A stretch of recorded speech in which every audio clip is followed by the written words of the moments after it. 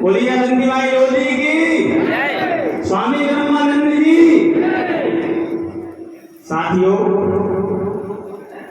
आज हम सभी यहाँ पर एकत्रित हुए हैं।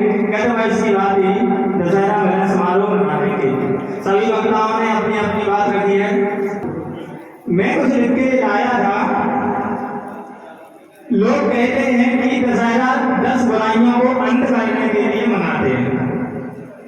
अब जो 10 बुराइयां हैं, अब वो बुराइयां भी हमारे सर ने सबसे पहले गिनाई थी हमें।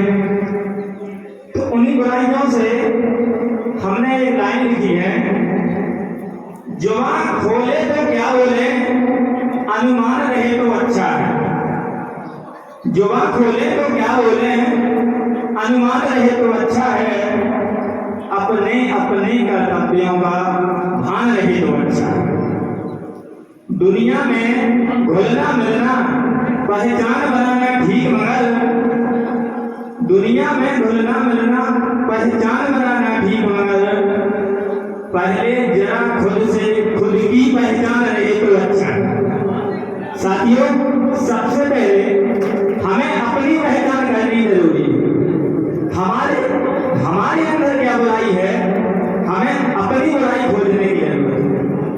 कोई भी व्यक्ति यहाँ खड़ा होकर बोल सकता है समाज में ये बुराई है, समाज में फलानी दुनिया भर की बुराई है। उसने कभी खुद को नहीं झांका है कि हमारे अंदर क्या बुराई है। मैं अभी कुछ बातों को नोटिस कर रहा था। बात सर जी ने सामाजिक बहिष्कार की रखी थी, तो सामाजिक बहिष्कार में हमारे क्षेत्र में भी घटना हुई है कि कोई घटना अनायास हो जाए, या कोई रोड दुर्घटना हो जाए, या कोई एक्सीडेंट हो जाए। मैं पूछना चाहता हूं आपसे, क्या कोई एक्सीडेंट जानबूझ के करवाता है? कोई भी एक्सीडेंट जानबूझ के नहीं करवाता है। किसी को मरने का शौक है क्या? तो यदि कुछ ऐसी घटनाएं घटनी है तो जो समाज के वरिष्ठ लोग हैं उन्हें आगे आना चाहिए। लेकिन हमारे यहाँ क्या होता है, वही वरिष्ठ लोग कहेंगे भाई उसको गांव से बाहर डाल दो, डला रहेगा तो साल भर, 6 महीने का या 2 साल तक। बल्कि उसका एक कर्तव्य बनता है कि यदि उसने गलती हुई है तो भाई उसको जल्द से जल्द जो भी अपने काम होते हैं, पूजा करवाना या हवन करवाना, कथा करवाना, जल्द से जल्द निपटा दिया जाए। तो ये होता है गांव में, ये है कि एक को बुलाते हैं तो वो कहता है हम तो अपने खेत में, हम नहीं आ रहे हैं। और जब तक वो नहीं आता तो दूसरा पंच नहीं आता है उसके, वो कहता पहले उसे बुलाओ। ये घटनाएं हैं सामाजिक बहिष्कार। तो ये कौन करता है? जितने भी सफेद बाल वाले बैठे ये करते हैं, जितने सफेद बाल वाले बैठे ये सभी करते हैं। कोई हम लोग कहने नहीं जाते उसको समाज से बाहर कर। उसका एक्सीडेंट हुआ है, उसने जानबूझ के किसी का कोई जो भी कर्म है वो नहीं किया है। ऐसा दूसरी चीज, समाज के लिए नशे की बात हो रही थी। हमने विभिन्न प्रकार के नशे देखे हैं। मैं एक नशा और बताता हूं आपको। नशा है धर्म की अफीम का नशा। धर्म की अफीम का नशा हम लोगों को सबसे ज्यादा है। आज यहाँ पर जितनी भी जनसंख्या बैठी है, वो जनसंख्या अपन को कम तो नहीं कहेंगे, लेकिन फिर भी लोधी बाहुल क्षेत्र में कम है। यदि यही कहीं कोई बाबा खंडी कथा कर रहा होता हो तो वहां पर सीधे महिलाओं से भर के ट्रॉली भर के जाते वहां पर लोग।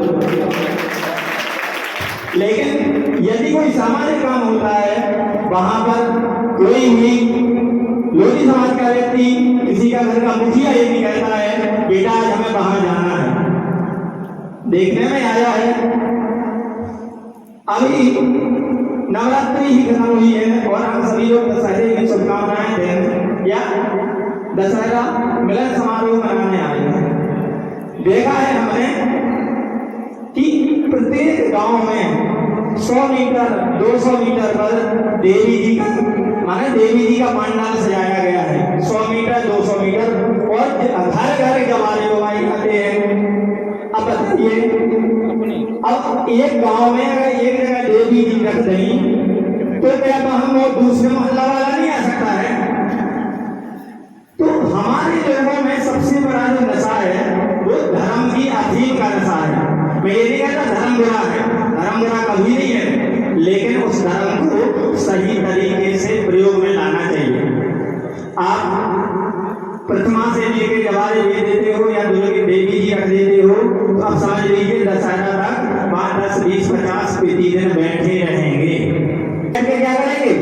पत्ते खेलेंगे, रात भर पत्ते खेलेंगे और गाना बजवाएंगे, परफ्यूम लगा ले चुम्बी में। क्या ये धर्म है क्या ये?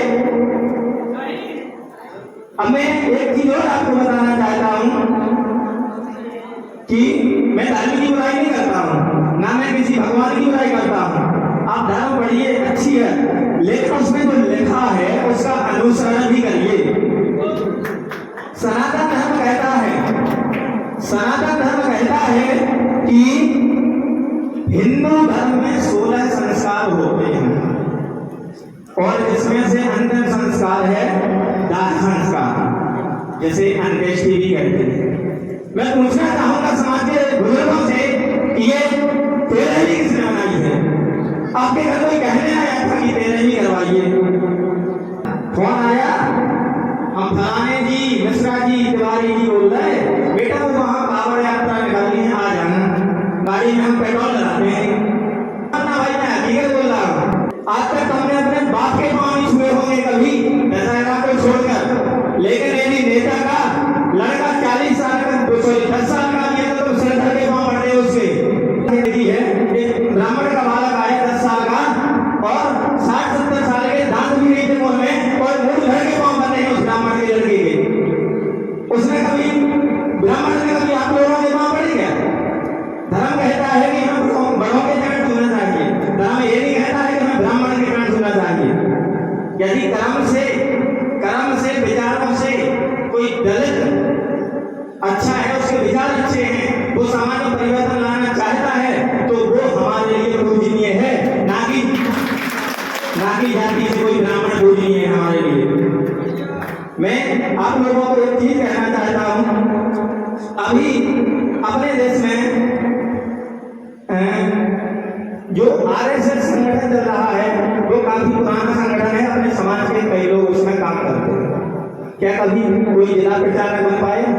क्या कभी कोई संभाग में बन पाया? कभी कोई प्रदेश में आ पाया? कभी कोई नहीं आएगा।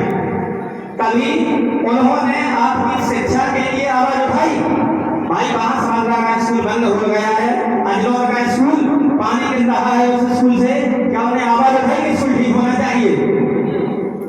केवल मुसलमानों के लिए हमारा प्रयोग करेंगे और किसी के लिए नहीं करेंगे। साथियों, मैं ये चाहता हूँ कि आज जितने भी आप हिंदू संगठन से जुड़े हैं, सभी के सभी हिंदू संगठन से ब्राह्मणों के लिए बनाए गए हैं और हमारे लोग उस जाल में फंस रहे हैं। साथियों, मैं और चीजें भी बता रहा हूँ आपको। आरएसएस के नेता से कह रहे थे, मेरी सामने की बात है कि भाई जैसे कि 2021 में गिनती होनी थी, बट कोरोना क्राइसिस के कारण गिनती नहीं हो पाई, तो उन्होंने बोला था जैसे गिनती होती है आप वहाँ पर हिंदू लिखवाना शुरू करें। तो पूछेंगे आप कौन हो? तो बोला हम हिंदू हैं।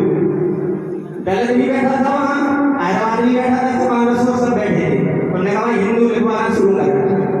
मैं पूछूंगा क्या हिंदू लिखने से आपको रोजगार मिल जाएगा? कौन सा संविधान इजाजत देता है कि संविधान में हिंदुओं को इतने % नौकरी मिलेगी, मुसलमानों को इतने % नौकरी मिलेगी? किसी भी हिंदू को हिंदू के आधार पर या फिर मुस्लिम के आधार पर किसी को नौकरी नहीं मिलेगी। साथियों, वो हमें हिंदी पढ़ाने की बात करते हैं, वो हमें संस्कृत पढ़ाने की बात करते हैं, आपने कभी देखा है? अरे दूर की बात छोड़िए, अपने विधायक के लड़का इंग्लिश मीडियम में पढ़ते हैं, कोई कभी हिंदी मीडियम में सरकारी स्कूल में पढ़ने नहीं जाता है। ठीक है, तो हर एक आरएसएस का, चाहे वो कार्यकर्ता हो, चाहे हमारा विधायक हो, चाहे मंत्री सांसद, कुछ भी, इनके लड़के क्या करते हैं? इनके लड़के प्राइवेट स्कूलों में पढ़ते हैं। क्यों पढ़ते हैं? उसका भी एक कारण है। राज्य शासन मध्य प्रदेश ने क्या किया? उन्होंने आदेश दिया भाई 8वीं तक की परीक्षा करवाओगी नहीं, तब भी पास हो जाओ, हम बगलवाई से रखवा लेंगे।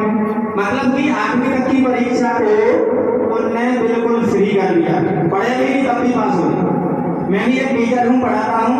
आज मेरे पास 9-10 में 50 बच्चे हैं, मुझे नहीं लगता कि 50 में से 20 पास हो पाएंगे। क्योंकि भाई उनको गिनती नहीं आ रही है, उनको पहाड़ा नहीं आ रहा है। एक इसका परिणाम है, 8वीं तक पास करने का परिणाम है। उन्हें पता है कि हमारे लड़के गवर्नमेंट स्कूल में नहीं जाते हैं, वो जानते हैं हमारे लड़के गवर्नमेंट स्कूल में नहीं पढ़ेंगे, इसलिए उन्होंने ये ख्याल रखा है कि भाई मध्य प्रदेश साक्षरता में तो नंबर 1 हो जाएगा, लेकिन रहेंगे वो जमीन पर ही, माटी गोड़ेंगे, कचरा खोदेंगे और कुछ नहीं कर पाएंगे। ठीक है, मैं विवेकानंद जी कह रहे थे कि शिक्षा ऐसी होना चाहिए ताकि चरित्र का निर्माण हो सके। उनमें उन्होंने एक बात और जोड़ी थी कि शिक्षा को व्यापार नहीं बनने देना है। जैसे अभी प्राइवेट स्कूल खुल गए हैं, जिस भी प्राइवेट स्कूल में जाओ उसी का जूता मिलेगा, उसी का पैंट, उसी की शर्ट, उसी की बुक्स, उसी की टाई, आप कहीं बाहर से नहीं ले सकते हो। ये बाध्यता है उस संचालकों की। इन पर किसी भी आरएसएस के नेता का या किसी भी का कोई बयान आया है? नहीं आएगा। आपके गांव में समय से स्कूल नहीं खुल रहा है, इस पर भी किसी आरएसएस के नेता का बयान नहीं आएगा। तो मैं केवल यही कहना चाहता हूं कि शिक्षा बहुत महत्वपूर्ण है। शिक्षा होती तो हमें आंदोलन करने की जरूरत नहीं पड़ती। शिक्षा होती तो हमारे समाज के ऊपर जो अत्याचार है तो हमें अत्याचार के दोषियों को सजा दिलाने के लिए आंदोलन करने की जरूरत नहीं पड़ती, क्योंकि रिपोर्ट लिखने वाले हमारे लोग होते और न्याय सुनाने वाले हमारे लोग होते। हमें किसी की जरूरत नहीं पड़ती जो आज हम सड़कों पर जाके दौड़ते। साथियों, 2 लाइनें हैं। बहुत जरूरी होती शिक्षा, सारे अवगुण धोती शिक्षा, ज्ञान के बहते सागर का सबसे प्यारा मोती शिक्षा। साथियों, शिक्षा बिना कुछ भी संभव नहीं है। अब मैं अभी घर पर बैठा था तो बस गई है गांव में, मंगलवार को, हर मंगलवार को सुंदरकांड होता है। हर मंगलवार को सुंदरकांड होता है। बढ़िया सा संगीत में सुंदरकांड करते हैं, बढ़िया नारियल प्रसाद चढ़ाते हैं और एक धोती वाले को बुलाते हैं और धोती वाले को पैसा देके भगा देते हैं और सर करके पाया पड़ लेते हैं। भाई आप 1 महीने में 1 बार पढ़ लीजिए, 1 साल में 1 बार पढ़ लीजिए। हर हफ्ते पढ़ने से वो आपको क्या दे रहा है बताइए हमें। मैंने 1 बार पढ़ा, मुझे उसको याद कर लिया है। अब हर हफ्ते पढ़ के क्या अर्जित कर रहे हैं उससे बताइए। मुझे एक भी लाभ बताइए आप कि आप सुंदरकांड हर हफ्ते पढ़ेंगे तो हमें ये लाभ होगा। कोई लाभ होगा क्या हमें बताइए। तो हर हफ्ते पढ़ने की बजाय उसको महीने में 1 बार पढ़िए। और जो अपने बच्चे हुए 3 मंगलवार हैं, उन मंगलवारों को, उन्हीं लोगों को बोलिए कि हमें बगल के गांव में जाके लोगों के बीच बैठना है, लोगों की समस्याएं सुनना है और लोगों में जो बुराई है उनको दूर करने की कोशिश करना है। ठीक है, मैं घर पर बैठ के संविधान की पुस्तक पढ़ रहा था। संविधान के अनुच्छेद 21 के अंतर्गत शिक्षा का अधिकार लिखा है कि गांव में, समूचे देश में अनिवार्य शिक्षा होना चाहिए। इसके लिए RTE बनाया गया था। सर बैठे हमें मालूम होगा, RTE बनाया गया था होगा। RTE के अंतर्गत 6 से 14 वर्ष के बच्चों को अनिवार्य शिक्षा दी गई थी भारत सरकार द्वारा। लेकिन बताइए आपके गांव में 6 से 14 वर्ष के कितने बच्चे हैं जो फ्री घर पर बैठे हैं, पढ़ नहीं रहे हैं। ऐसा कोई गांव नहीं होगा, ऐसा कोई मोहल्ला नहीं होगा जहाँ बच्चे नहीं होंगे। तो क्या इसका पालन किया जा रहा है? बल्कि हम क्या कहेंगे, वहां पर हिंदुत्व खतरे में आ गया है, वहां पर राम मंदिर नहीं बनने दे रहे हैं, वहां पर ज्ञान वापी के नीचे वही शिवजी मंदिर है, हम इसी में पड़े रहते हैं। भाई कभी नेता के लड़के गए हैं राम मंदिर के लिए? कोई सांसद गया है क्या? कोई नहीं जाता है वहां पर। जाता कौन है? लोधी समाज जाता है, ओबीसी समाज जाता है। मैं ओबीसी लोधी समाज से अच्छा तो SC वालों को मानता हूँ कि कम से कम वो धोती वालों को नहीं मानती है।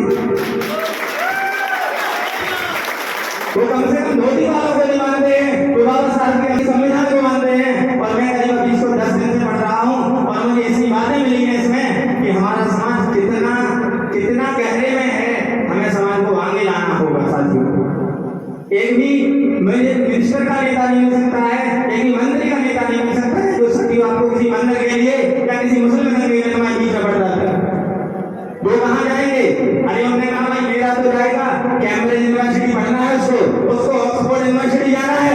आप जाइए, लठ लीजिए, झंडा लगाइए और जय श्री राम बोलिए। साथियों, मैं किसी धर्म का विरोध नहीं करता हूँ। साथियों, आज जरूरत है तो ज्यादा भक्ति ना करके उस भक्ति का जो समय है उस समय को शिक्षा पर दो, उस समय